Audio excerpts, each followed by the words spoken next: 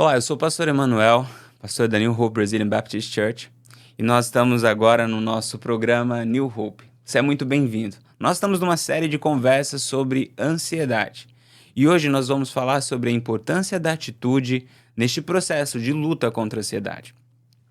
Bom, nós sabemos que o processo de tratamento contra a ansiedade, ele envolve não apenas mudanças de pensamento, mudanças de crença, como também atitudes. Quando nós olhamos para a palavra de Deus, nós vemos inúmeros conselhos relacionados à forma de pensar, a cuidados que devemos ter com o que nós nos alimentamos mentalmente, com o que vemos, com o que ouvimos, mas também existem inúmeros conselhos, palavras relacionadas a atitudes, o que devemos fazer. Estes conselhos muitas vezes vêm em imperativos, em ordens. E hoje nós vamos ver como o que fazemos pode determinar a nossa realidade de ansiedade nessa nossa caminhada aqui na Terra. Deixe-me ler o texto antes de seguirmos a nossa reflexão. Colossenses capítulo 4, verso 9, a sequência da nossa conversa. Lembram? A gente está conversando sobre ansiedade na perspectiva de Paulo. Paulo aqui está trazendo conselhos sobre como vencer a ansiedade. Verso 9, ele diz o seguinte: ponham em prática tudo o que vocês aprenderam, receberam e ouviram e viram em mim. Este é o texto. Coloquem em prática tudo o que vocês aprenderam comigo. Esse é um ponto muito importante. As nossas atitudes, elas são cruciais no nosso processo, na nossa luta contra a ansiedade. Vamos pegar alguns exemplos aqui que são bem importantes nessa nossa compreensão sobre a ansiedade. Um exemplo que quero trazer é o exemplo de Elias. Fazendo um rápido resumo deste momento, deste recorte que eu quero fazer sobre Elias, Elias tinha feito tinha tido grandes momentos com Deus. Ele tinha feito a manifestação de, descer fogo do céu. Os profetas de Baal foram ali enfrentados por ele, e pelo poder de Deus, o milagre aconteceu, o nome do Senhor foi exaltado. Mas logo depois dessa sequência de milagres, sequência de coisas boas, manifestações sobrenaturais de Deus sobre a vida de Elias, uma mulher chamada Jezabel se levanta contra a vida dele e faz uma ameaça: olha, você vai morrer, Elias, e eu vou te matar. Eu vou te matar e você não vai conseguir sobreviver ao ataque, àquilo que vai acontecer com você. E assim, quando a gente vai para o texto bíblico, ela não fala muito não, ela simplesmente é um versículo narrando a ameaça de Jezabel contra Elias. Mas se isso for suficiente para desmoronar, fazer toda aquela realidade de vitalidade que Elias vivenciava ir ao chão. E Elias começou a enfrentar um quadro de ansiedade muito grave, a ponto de pedir a morte. O texto está lá em 1 Reis, capítulo 19. A gente vê a seguinte sequência. Capítulo 3, ele foge para salvar a sua vida. Capítulo 19, verso 3, ele foge para salvar a vida. Versículo 4, ele pede a morte.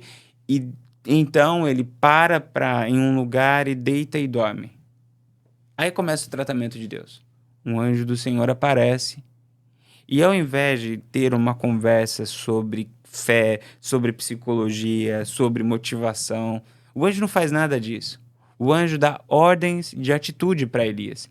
Ele diz para Elias, no verso 4, levante-se e coma. Ele tinha preparado um prato para Elias e fala: a ordem é a seguinte, atitude, levante e coma. Ele então se levanta, come e volta a dormir. Verso 6, o anjo aparece de novo e diz as mesmas palavras, porém com uma atitude a mais. Ele diz: levante-se, coma, porque tem uma viagem longa ainda pela frente. E agora você vai viajar, você vai seguir a tua caminhada.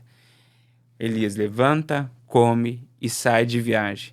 Quando o Senhor aparece para ele, o Senhor também dá ordens de ação para ele. Ele vai falar para Elias: volte, unja o rei da Síria, o rei de Israel, e unja Eliseu como profeta.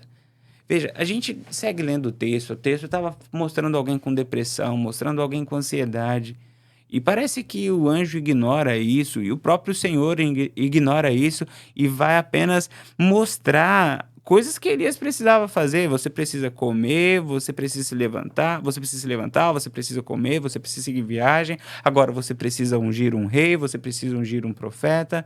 E são ordens que estão sendo dadas. O que isso significa para nós? O que isso mostra para nós?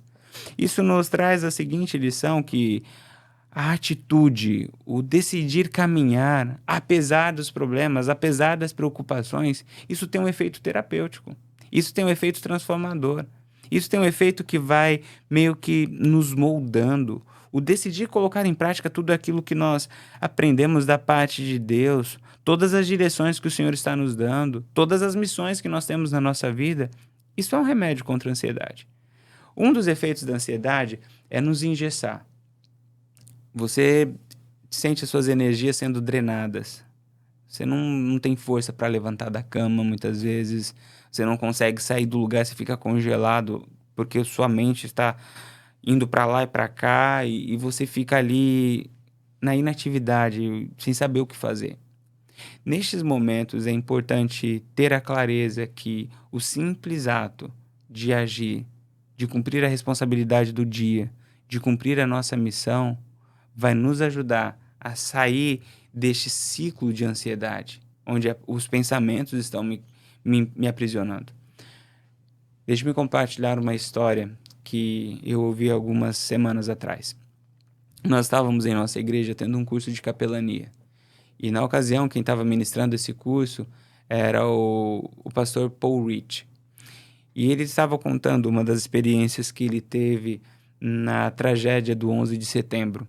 Ele trabalhou nessa tragédia como capelão, atendendo tanto as pessoas que estavam ali, as famílias, como também a equipe que estava trabalhando. E em um dado momento, naquele fatídico dia, no meio dos escombros sai um bombeiro e chega para ele e diz: pastor, ore por mim e ore por minha mãe. Minha mãe estava em uma dessas torres e eu recebi o contato dela antes dessas torres desabarem e desde então eu não tenho mais nenhuma notícia sobre ela. Eu não sei se minha mãe está viva, não sei se minha mãe está morta e eu estou aqui servindo, eu estou aqui trabalhando. Ore por mim. O pastor Paul orou. Aquele bombeiro, enquanto estava ouvindo a oração, estava chorando. E quando terminou a oração, aquele bombeiro se colocou em pé, bateu continência, agradeceu o pastor e voltou para os escombros.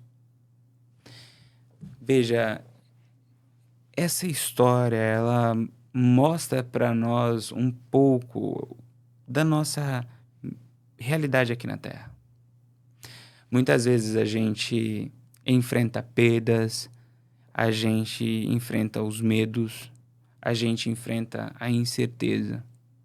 E quando tudo isso vem até nós, o nosso desejo é nos fechar e nos lançar a uma realidade de dor, sofrimento, choro e inatividade. Mas aquele bombeiro, com maestria, nobreza, ele se coloca em pé, bate continência e volta para a missão. Às vezes a vida é assim. Às vezes a gente vai estar chorando, às vezes a gente vai estar sofrendo, mas a gente tem que voltar para a nossa missão.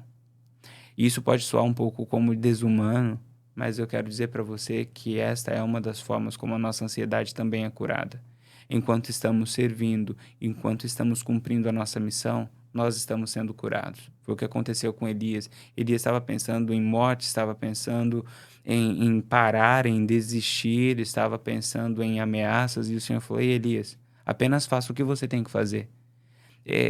Essa certeza que a nossa missão é um dos caminhos que Deus usa para nos curar, ela só pode ser vivenciada quando nós temos essa relação com Deus. Porque sabemos que estamos no caminho certo, Ele vai nos proteger, Ele vai nos cuidar, Ele vai Ele vai nos guiar. E é exatamente isso que eu quero deixar para você hoje.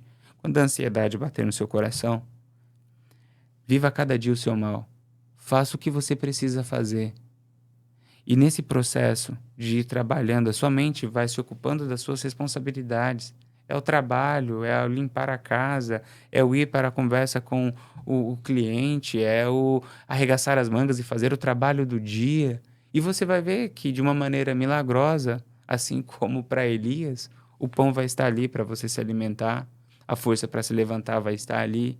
E enquanto você estava pensando que o seu fim tinha encontrado você, você vai descobrir que pelo fato de você estar em movimento na direção correta, o seu final ficou para trás, aquela tragédia ficou para trás e você superou. Portanto, haja, decida agir. Às vezes pode parecer difícil, mas saia desse ciclo de pensamento ansioso por meio de uma atitude concreta. Ao invés de ficar ali parado, sentado, pensando. É importante ter o tempo de reflexão, mas a vida, o tempo todo, não pode ser assim. Se envolva em uma atividade, se envolva em um projeto social, se envolva em cumprir a tua missão aqui na Terra, em cuidar dos seus filhos, em cuidar do seu marido, em cuidar da sua esposa, em trabalhar. Este processo de fazer o que devemos fazer, colocando os ensinamentos de Deus em prática, nos cura. A atitude é importante. Decida fazer alguma coisa. E isso vai ocupar a sua mente com a sua missão. E quando nós cumprimos a nossa missão, a gente vai vendo a ansiedade ficando para trás. Uma das frases que eu coloquei aqui até para compartilhar com vocês é: não podemos viver algemados na ansiedade, mas devemos lutar contra este mal e fazer a nossa parte. Ocupe-se menos com a sua ansiedade e mais com a sua missão. Ocupe-se menos com a sua ansiedade e mais com a sua missão. E você vai ver a sua vida se tornando cada vez maior e a sua ansiedade cada vez menor. Que Deus abençoe sua vida.